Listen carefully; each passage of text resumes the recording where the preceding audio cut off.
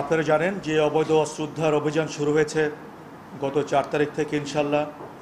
আমি যে ফিডব্যাকটা পেলাম, বৈধ লাইসেন্সধারী অস্ত্রগুলো ম্যাক্সিমাম জমা হয়ে গেছে, আমাদের এখানে দু একটা বাকি আছে। বাট আপনারা খুব ভালো করে জানেন কাদের কাছে অবৈধ অস্ত্র আছে, কারা মাদক ব্যবসায়ী, কারা সন্ত্রাস এলাকাতে।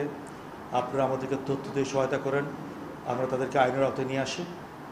আমরা পুলিশ মিলিটারি একটা অত্যন্ত ক্ষুদ্র অংশ। আপনারা এখানে থাকছেন, আপনাদের জন্ম এখানে, আপনারা যেটা জানেন আমরা সেটা জানি না। সুতরাং আপনাদের সহযোগিতা আমাদের খুব প্রয়োজন। আপনারা তথ্য দিয়ে আমাদেরকে সহযোগিতা করেন, আমাদের পক্ষে যতটুকু সম্ভব আমরা সর্বাত্মক সহযোগিতা করব, যাতে আইনশৃঙ্খলা পরিস্থিতি আমরা নিয়ন্ত্রণে নিয়ে আসতে পারি।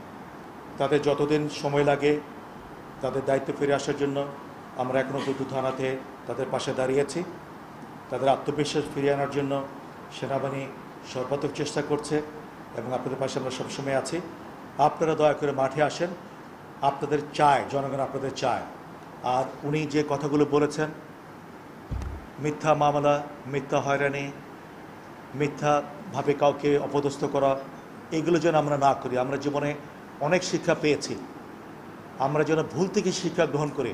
আমি আপনাকে অনুরোধ করছি, পুলিশ সুপার মহোদয়কে, আমরা যেন ভুল থেকে শিখি, এমন কোনো ভুল যেন না করি যার দায়ভার আপনাদের উপর আবার আসে ভবিষ্যতে। সেটা আপনাদের জন্য কখনোই ভালো হবে না। আমরা প্রতিনিয়তই এখানে যিনি ক্যাম্প কমান্ডার আছেন, যিনি অধিনায়ক আছেন, তার কাছ থেকে আমরা ফিডব্যাক নিচ্ছি। যে কোনো বিষয়ে আপনারা দয়া করে আমাদের ক্যাম্পকে জানাবেন। এমন কোনো পরিস্থিতি যেন সৃষ্টি না হয় যেটা নিয়ন্ত্রণের বাইরে চলে যায়। পরিস্থিতি সৃষ্টি হওয়ার আগেই যেন আমরা অ্যারেস্ট করতে পারি, সেই সুযোগটা যেন আপনারা আমাদেরকে দেন।